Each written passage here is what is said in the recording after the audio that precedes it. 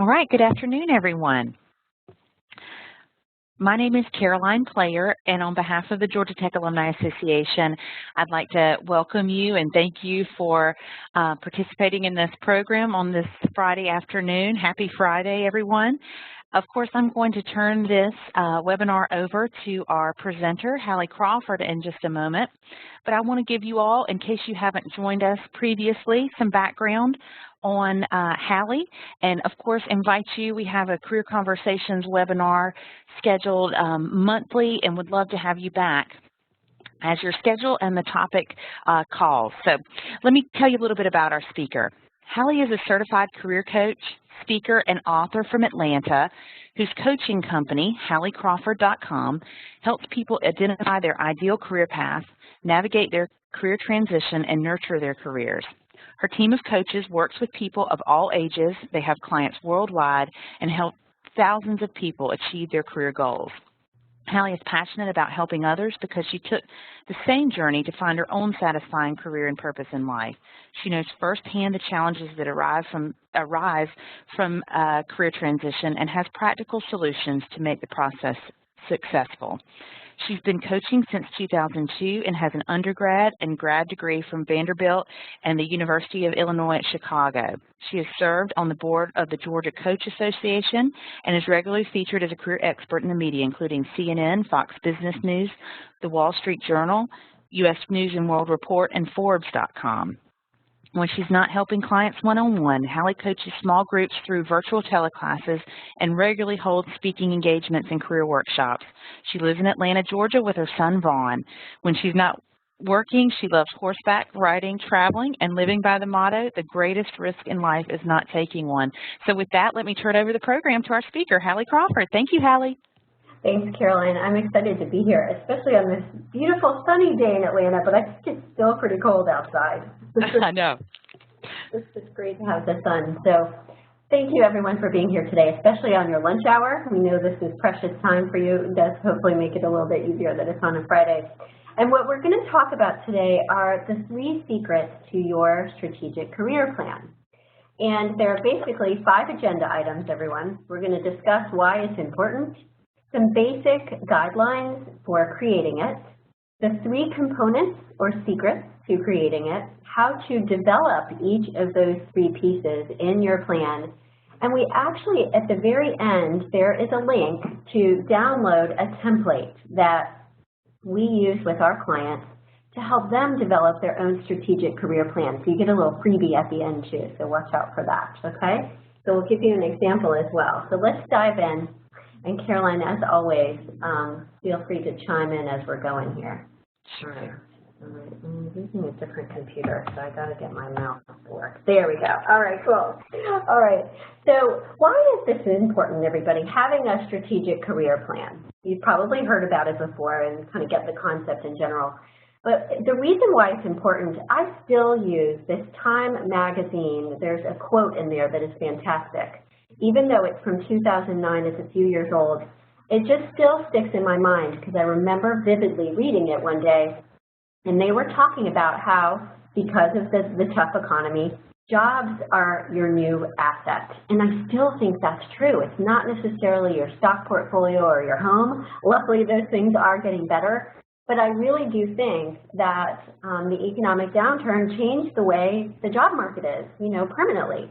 So we all have to treat our jobs as our best asset, whether it's because we're going to be right-sized, because we need to relocate, or moving on or moving up. Whatever the reason is that you might need to make a change, you basically need to be prepared for it and need to understand what your brand is.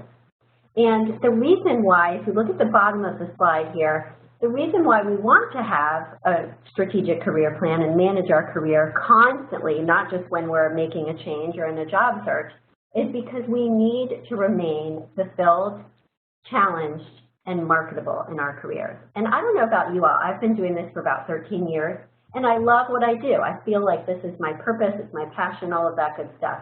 But I still have to shake things up sometimes to challenge myself and keep it fresh. So just because even if you're here and you are in a job that you truly enjoy, that's fantastic. And keep in mind that you still have to make sure that you're challenged on a regular basis, because honestly, I do think we kind of get bored a little bit.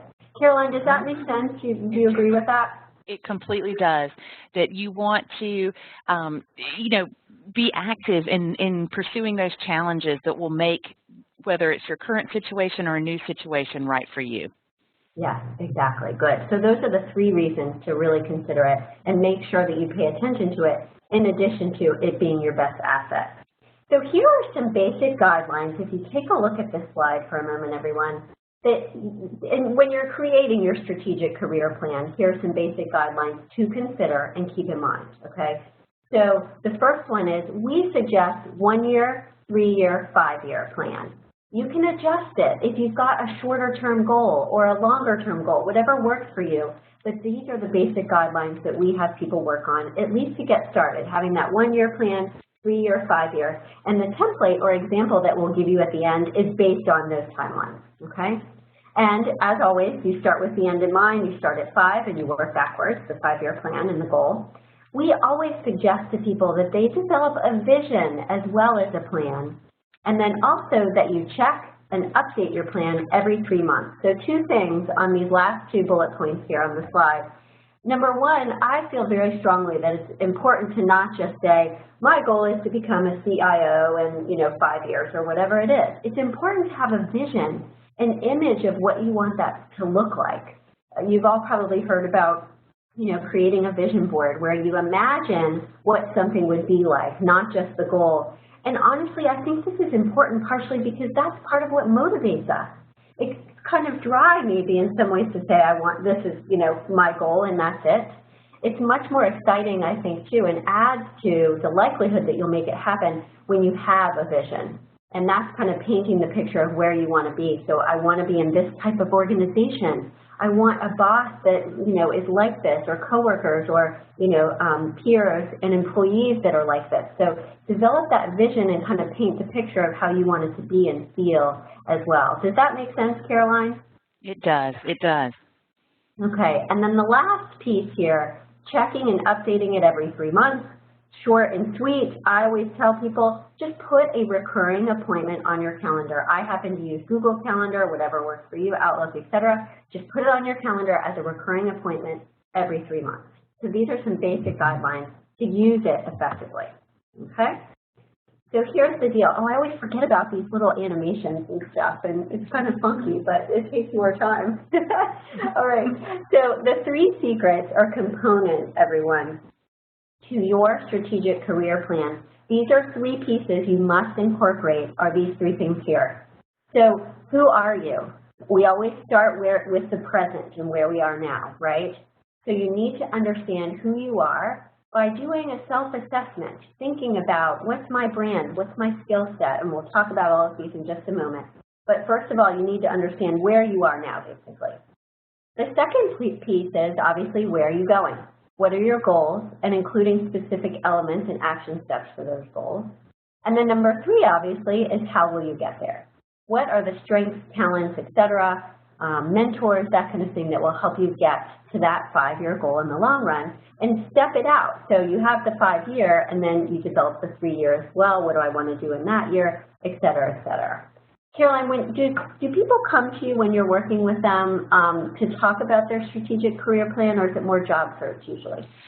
It's both, actually. Certainly, it spans the variety of job search and into career planning, determining what indeed people, how they see themselves as professionals, and then how they use and leverage their strengths to get to the next stage in their career. Okay, good. So it's a little bit of both. I always like to hear that, people are asking about it because, and I've found this, that people do ask about this more and come to us, and luckily I find more of our clients actually have at least some elements of a plan as well, which is fantastic. To me, it means people are heading in the right direction and understanding that they really need to manage it. So that's great. Right. Okay, so let's start with the first one, everyone. Who are you? So where are you right now? So just to define this piece of it, this first step, if you will, you must understand or be clear on these 3 things that are on this slide. So what we always suggest to people, in order to start working on their plan, you need to understand what your values and either your passion or interests are, because this is what's going to help you remain and be fulfilled in your career for the long run. If you know what your values are and you honor them on a regular basis in your career and your job, it's going to be fulfilling and rewarding for you. And the reason I put passion and interest on here, everybody, is because for some people, passion's too strong of a word, and it's okay to just say, it's more about my interest. But if you look at those things, those are going to help you be fulfilled. Number two to incorporate in this piece is, what are your strengths, your education, and your experience, okay? What's your background and your skill set? What do you bring to the table, basically? And then the third thing to incorporate in this piece is, what's your personality type? Because all three of these things, everyone, they lead you to developing your branding statement. You all have heard about that. That's a separate webinar we should actually do, Caroline. We should do that. But your personality type, it's interesting, everyone, because you could see these, number one and number three is more the soft side, if you will, right? Your values and the personality type too. But understanding your personality type, are you more extroverted or more introverted?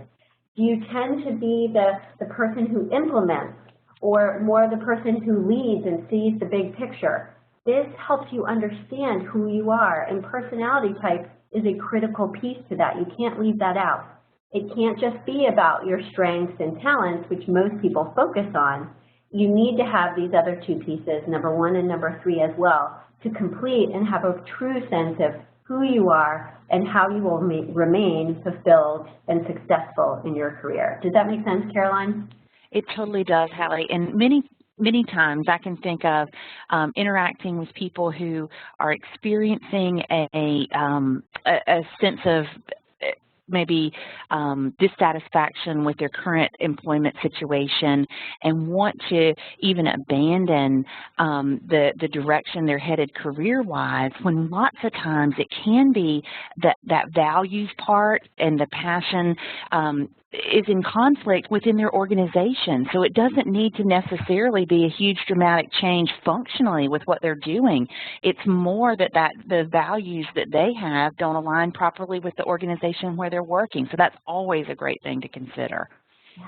Or even the department that they're in, yes, in your company, and just shift. So true. Exactly. That's so true. We have people that when they come to us, we always joke, I'm always saying, don't throw the baby out with the bathwater, because normally people feel so like unhappy. They feel like, oh my gosh, I should be a circus clown or something like that. Something so different.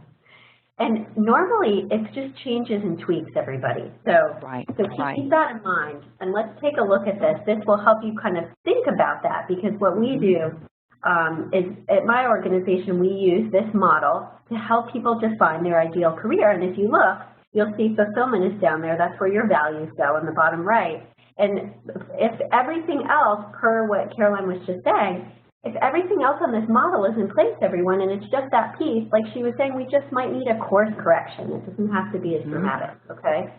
So when you're looking at this who are you piece of your strategic plan, these are the pieces to use and focus on when developing your plan and answering that question of, okay, who are you? So look at these specific boxes. So the values, passion, and interest go under fulfillment. The strengths, experience, and education are those three boxes just above that. And personality type, okay? Sure, you can think about your current compensation and current work environment and, you know, the other things that you enjoy in your job. That's fine. But these three that have the arrows pointing to them in red, those are the critical ones to think about. And by the way, everyone, you will get a copy or a recording of this presentation afterwards, just FYI, and we typically do send a PDF of the presentation as well, so you will have this afterwards, right, Caroline? That's correct, yes. Okay. All right, good. All right, so this is the model, and we're going to use this in the next couple of slides as well, everyone, because this can help you kind of walk through that process. These are the pieces you look at for this first piece here, okay? Now, okay, this all sounds well and good, but how do we define those values, passion, interest, all of that? So let me give you some tips and hints, and Caroline, feel free to dive in if you've got some ideas too. Okay. So in terms of number one, how do we figure out what our values are, for example? What we have our clients do is think about what fills you? Think of past experiences, work or personal, where you felt fulfilled and lit up and excited or jazzed. And I always have clients able to come up with a couple of these, and then we talk about, okay, what was cool about that experience for you? And that helps us define what values they might have. Okay, so a peak experience exercise is a great way to help you define not just your values, but also possible interests. And when you identify what those career values are, then you need to make sure that your goals are aligned with honoring those values on a consistent basis and that your job does so. Okay, so that's number one. Number two, in terms of strengths, education, experience, obviously this is about, what's your background and your skill set. To help you define these, everyone, number two, we like two tools. One tool is StrengthsFinder.com, the StrengthsFinder assessment. Caroline, do you ever use that, or do you use something else?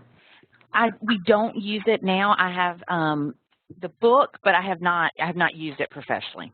Yeah, okay. So this one, everyone, some career centers use it, some don't. Everyone has their kind of personal style and the one that they like. The reason why I like StrengthsFinder is it's very affordable and it gives you a lot of information and data. It's $10 if you go to StrengthsFinder.com online, and it's very accessible, and it only takes about 20 minutes to take the actual test. You get your results, but it's easy to digest. As like with Myers-Briggs or some of those other tests, they're fantastic, but they require usually a professional, like a certified coach, to help you interpret the results. The StrengthsFinder, you can get right off the bat. So that's one suggestion for number two. And the second thing we have our clients do too is interview other people about their strengths. We always discount what comes naturally to us. And so it's really helpful, everyone, to interview at least 3 people in your personal life, but also in your professional life, or even, former coworkers, and ask them what they see you do really, really well, because that can give you some good insight too. Okay?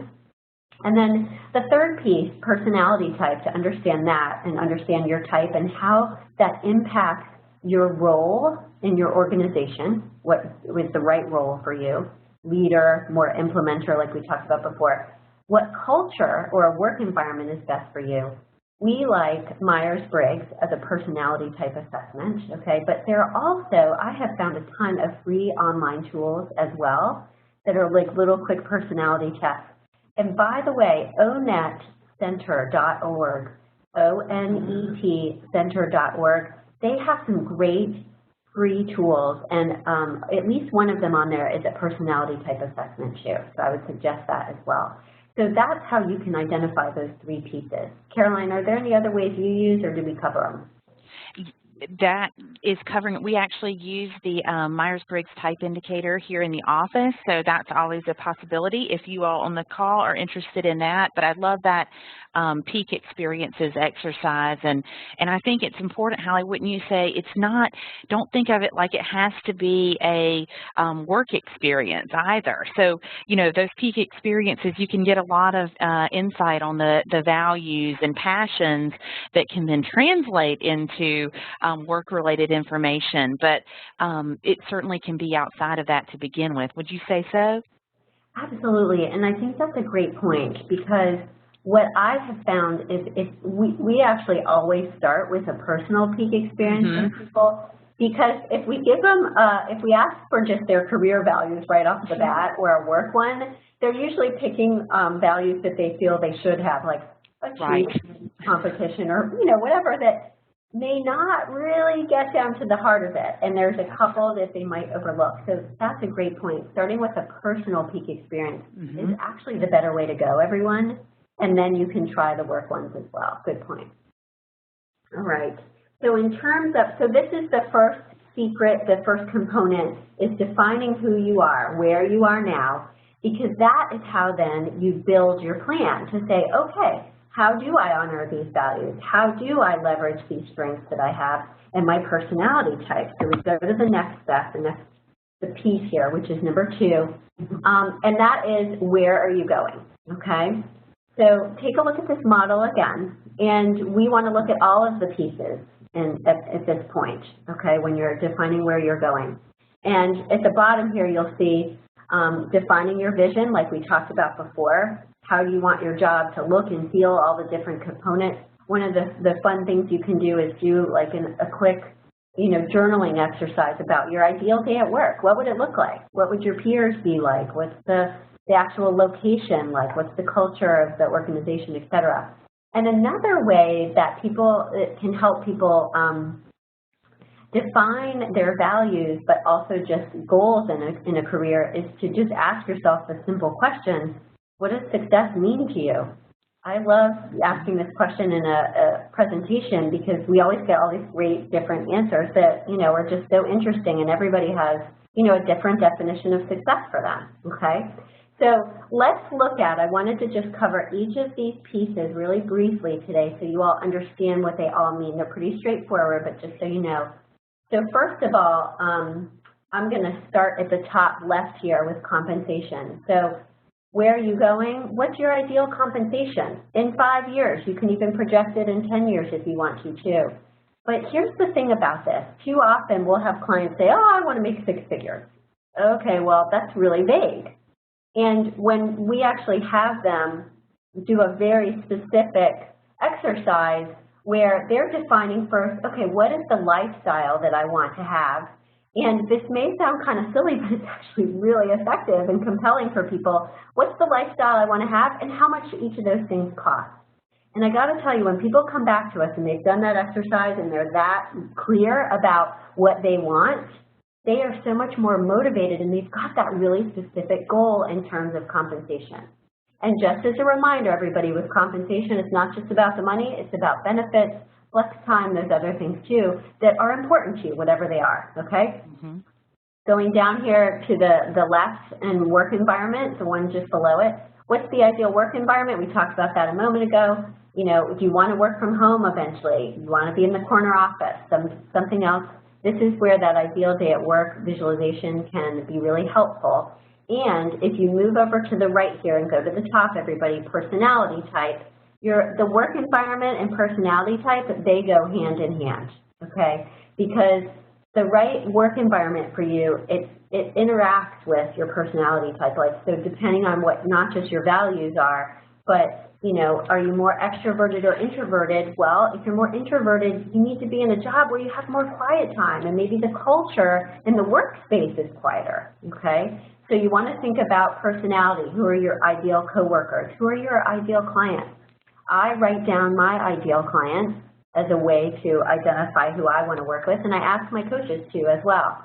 Then if you move down to education here, where are you going for this piece? Okay, what additional degrees do you want to get? Are there classes you want to take, if any? You could write down under here conferences that you want to attend regularly.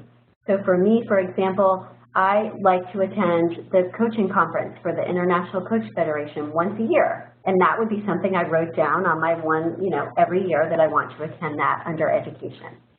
Same with experience. What experience do you want to add to your repertoire? So for me, for example, leading my career direction workshops as an in-person group, that's one of the experiences I want to add to my plate here in this coming year.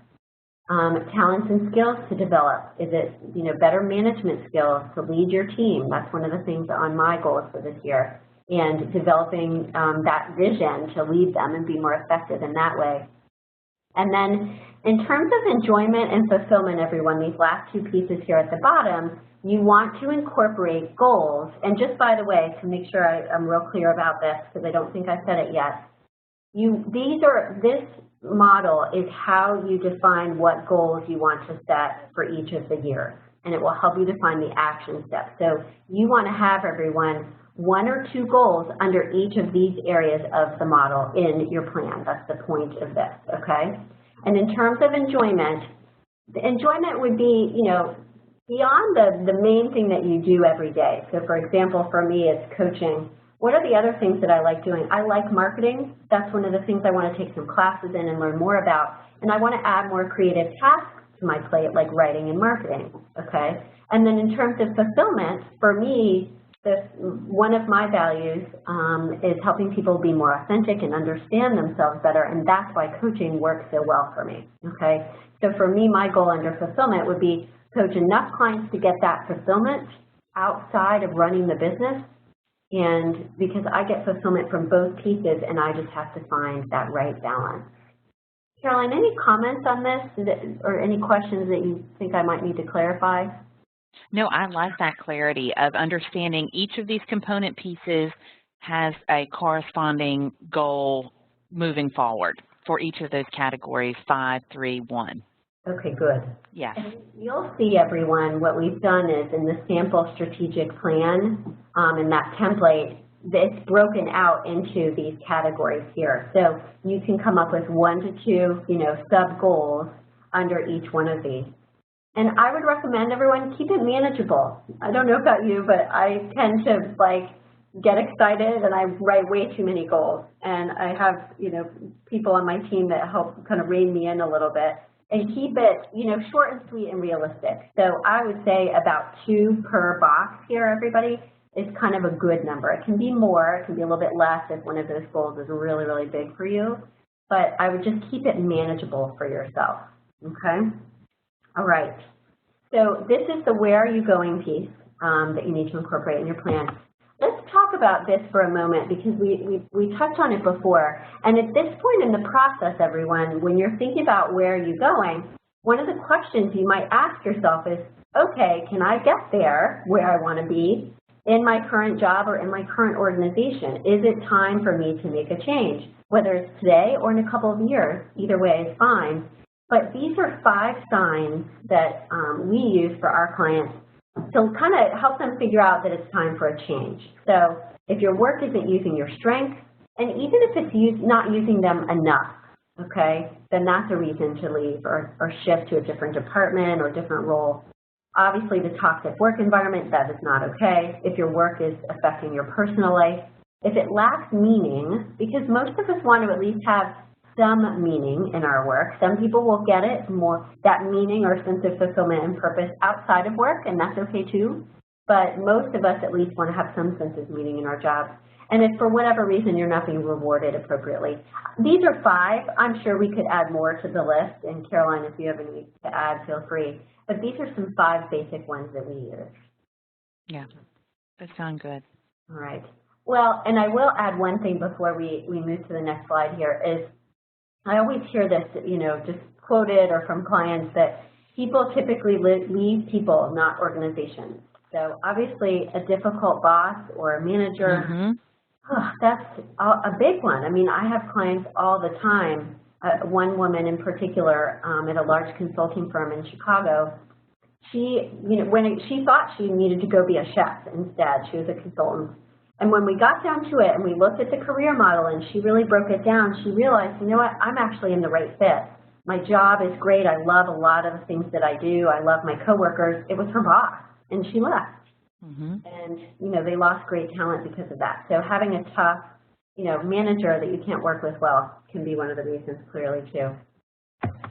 Okay, so the third piece, and then we will have some time, everyone. We've got several more slides here, but we will have time to answer some questions too at the end. The third piece is how will you get there? And I put these hands on here because I think just like anything else, it takes a village, right? And one of the things we'll talk about is getting that support towards your goals along the way. So how will you get there is the third piece. And if we take a look at the model, what I've done here is overlaid the pieces that we use with our clients again. And let's go around the model here for just a second here. So these are the pieces that you want to incorporate into that third piece of, okay, how will I get there and make this happen? So in the bottom corner, like we talked about, having the 1, 3, 5-year plan is critical. That's the foundation. Check it every 3 months.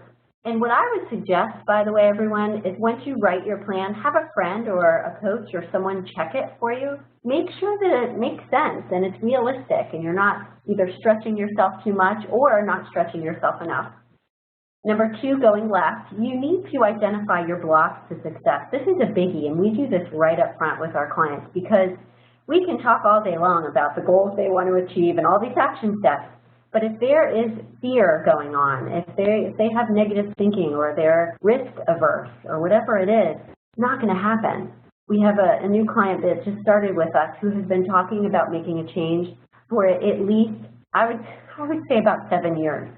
And for some reason, something is going on with him that he will not, he's just not making the shift. And so we need to identify those blocks for success. I can't talk here. Blocks to success. It's a tongue twister, apparently. So for those blocks, everyone, what you need to do is you need to identify your top 2 blocks. Okay, what are the things that you know might get in your way, whether it's fear, procrastination, whatever it is. And the awareness is the first step, right? You have to write them down so you know what the deal is and can then address them. And then number 3, if you look to the left here, support and accountability. You need to get support with those blocks. So identify who can be on what we call your dream team for support, whether it's friends, family, former coworkers, who can help you with those obstacles. And talk with them about it. Ask for what you need. Set it up clearly. Don't just leave it nebulous. So we'll tell people, do you want to talk to them once a week or twice a month? Be specific. And I say this in part because I did not personally do this during my transition. And I wish that I had. It would have been smoother if I had asked for that added accountability and support, okay? Then we go to the top here, just above, stay or go if you're in the right fit or not. Can where you are now support you in achieving your long-term goal or not? Be honest with yourself if you need to move on. If you go to the left, what are the critical roles? What are the critical roles that you need to have over the next 1 to 5 years to make that plan happen? And again, are they at your current organization or somewhere else that you need to be, okay? So that's what the critical roles means. What are the, like climbing the ladder, if you will, what are those pieces to the puzzle? Then number 6, training and education. What you need to, add to your plate here in order to get to where you want to go. And by the way, to identify what training and education or critical roles you might need to have, everyone, to achieve your goal, let's say, of CIO or whatever it is. You can do 2 things. You can conduct informational interviews with people who are already in that role. It's a great resource for you to learn more about, okay, what was your path and what steps do I need to take? And the second thing is kind of a different way to use LinkedIn, is you can look at people's LinkedIn profiles and look at their career progression and what education and training they have, okay? And by the way, for these informational interviews, tapping into the Georgia Tech Alumni Network is a fantastic idea. Those are warm leads of people that you can talk to. They will be more likely to reply to you than a cold lead, okay? And then the last 2 things are experience you need, very similar to training and education. Can you get it on the job, or you need to do it on your own by freelancing or volunteering? And then finally, expanding and maintaining your network. So maintaining your network is not just for job searching and a change, it's constant. And under this piece is where you want to put the mentors that you need to help you along the way, okay? So having a mentor is a fantastic way to help you get where you want to go to. Caroline, is that all good, you think? Oh, I think that sounds great. Okay, cool. I'm saying a lot today, so I like the success thing just catches me a little bit. All right, so this is just a slide I added, everyone. If you are one of those people that are seeking a leadership role long-term, these are components. This is from Development Dimensions International. It's one of the top talent management consulting firms, and they've got a wealth of research on leadership and what it takes to be an effective leader. And these are pieces that you can incorporate into your strategic plan if you would like to become a better leader. These are some ideas to help you come up with some goals. You need to be better at coaching, for example, communications, developing strong networks, all of that. You can use this wheel as a resource to help you define some goals, okay? All right, so let's keep going here because we're getting close to the time. So if you happen to need help with your strategic career planning or career coaching in general, whether it's job search, direction, et cetera, happy to chat with you about our services. Contact information is there. And finally, what I want you all to do is right now, take out your pen or write on your computer, whatever is appropriate. Write down 1 action step you will take this week. And I will be quiet for a moment to let you do that.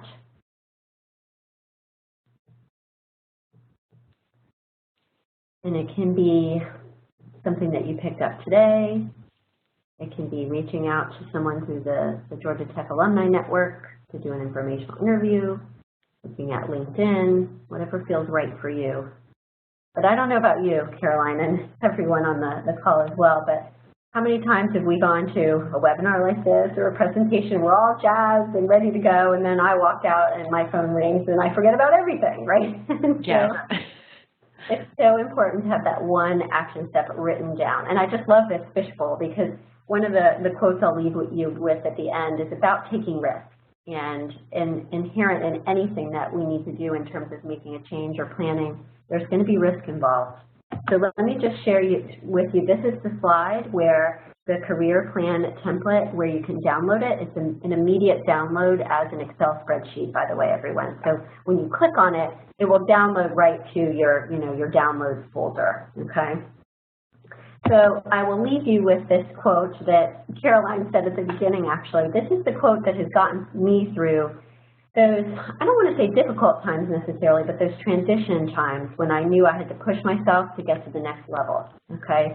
And having your strategic career plan, everyone, without it, running your career without it is like having a boat without a rudder.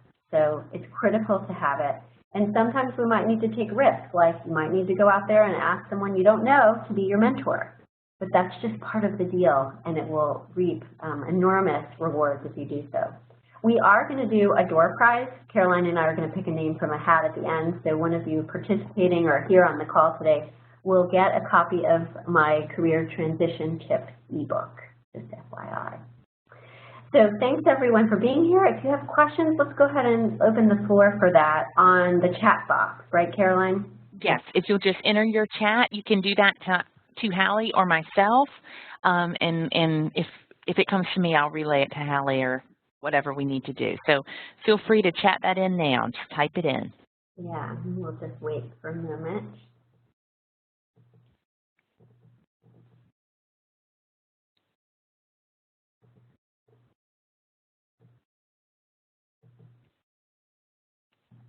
And if there are none, that's okay too, because that means we answered everybody's questions. And that is very true.